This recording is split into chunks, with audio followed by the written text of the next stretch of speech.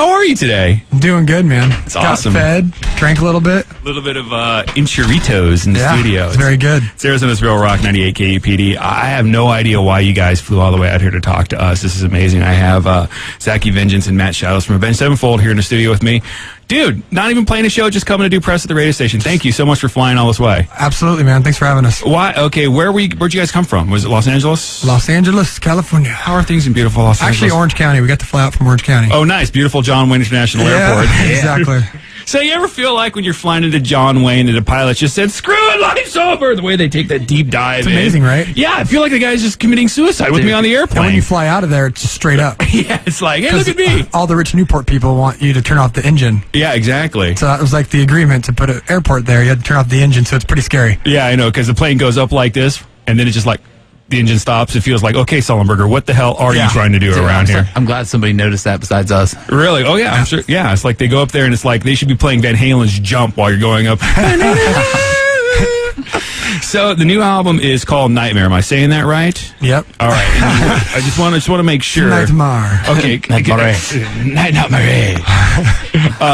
The song. I'll pull the song up here real quick. The beginning of it really sounds like, when I first started, I'm like, damn, that sounds a lot like Rain and Blood by Slayer, which is particularly awesome. What is the whole album going to be like? I know it's a big question to start with, but what's it like, dude? Because I've heard, like every other lame dish jockey, I went on the Wikipedia and I discovered you guys can both bench press 1,000 pounds according to your Wikipedia. Per arm. A little more now, but Per arm. That you're 14 feet tall each and you can bench press 1,000 pounds. According to your Wikipedia, you guys are going to kick my ass. Yeah. But it was supposed to be like concept album, not a concept album, greatest thing ever, strangest thing ever. So how would you describe the new album, Nightmare? Well, the concept album thing started because it was originally going to be a concept album, and the actual song Nightmare was the beginning of that concept album. It's the only lyric besides one other song that I had written before Jimmy passed away. Yeah. And then obviously when Jimmy passed away, the concept idea seemed not as important. Right. So we kind of switched gears, and I wrote the rest of the lyrics based on the life of Jimmy, open letters to Jimmy, about his life. Whatever we felt at the time, but it was all based around him, obviously, losing your best friend. Yeah. After 18 years, the concept album didn't seem, you can do that next year. Right, next exactly. Time. But I kept Nightmare, and I kept another song called Danger Line lyrically because he loved it, and I didn't want to change anything that he was totally amped on lyrically. So when you hear Nightmare, it's, a lot of kids were like, oh, is this about Jimmy? It's not. It's just something that he loved on the record, but a lot of the rest of the record is about him, and it's dark, and it's long, and it's progressive, but still catchy as hell. Right. The song is real good, and and people are, I know we talked a little bit when we were all in there eating enchiladas, is the sort of this vibe you get from people like, okay, a member of the band has gone away, maybe you guys should remain rock and roll widows forever and ever and ever, and I disagree with that. Do you get that a little bit from some people out there? I think our fans are so supportive that it's been very few and far between. I mean, I know we all continue to be best friends. We all love each other and love what we do and love our fans.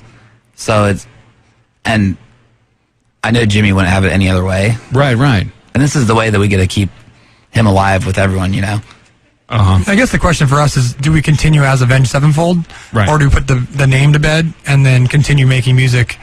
I mean, we're all best friends, so we're not going to go like, oh my God, Jimmy's gone. We can never make music together again.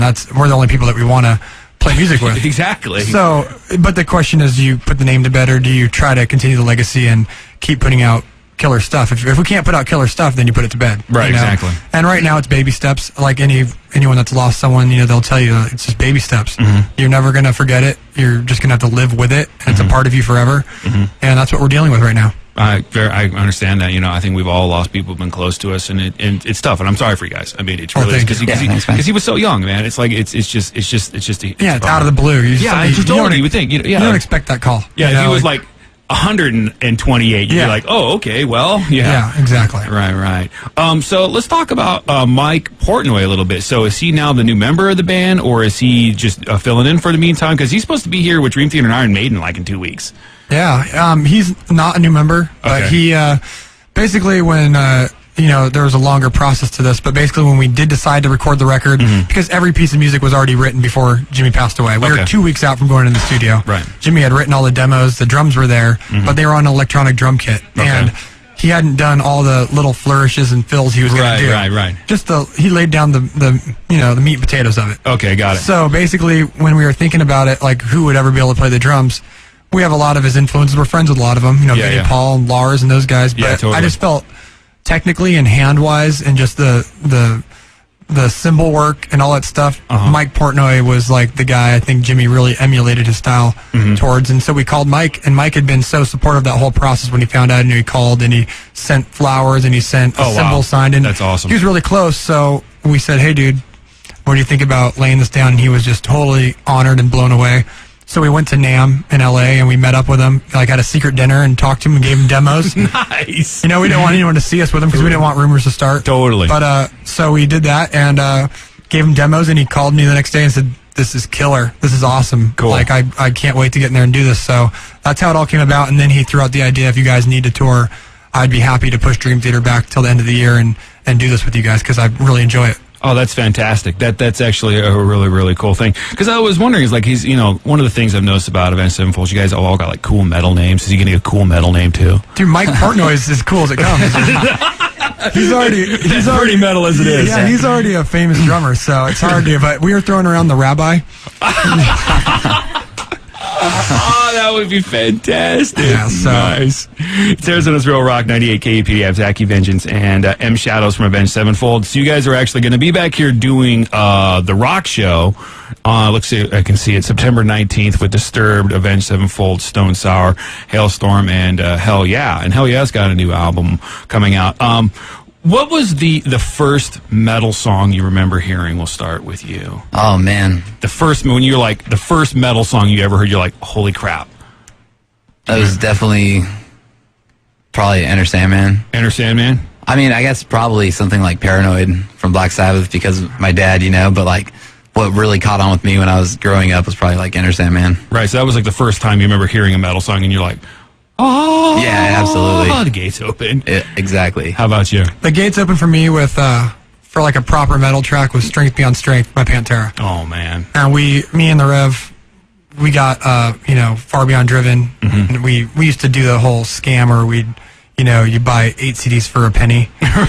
but Columbia House, I think that was called. But we were pretty smart about it because we would find out all of our neighbors' names and put their names on it for all their houses, and we'd sit and wait for the mailman. Right. And then when the mail would come, we'd steal all the CDs.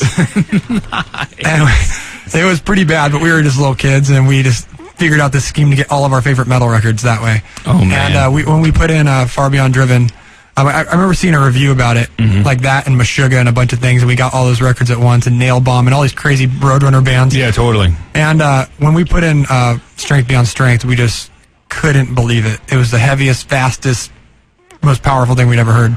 Yeah, I remember I had the same feeling the first time I heard Vulgar Display of Power. I remember me and my buddy Matt were in his house, and he says, look, dude, I've got the new Pantera, and we put it on, and we puts on Walk, and it was so heavy and so raunchy, it seemed like we were breaking the law just listening to it, because just like, we're like, this is even possible. Yeah. This is even possible. No, it's like one of those feelings you sit there and look at the CD player and you can't believe what's coming out of it. Totally, like the RCA dog. You're like, it's just staring at it. Yeah.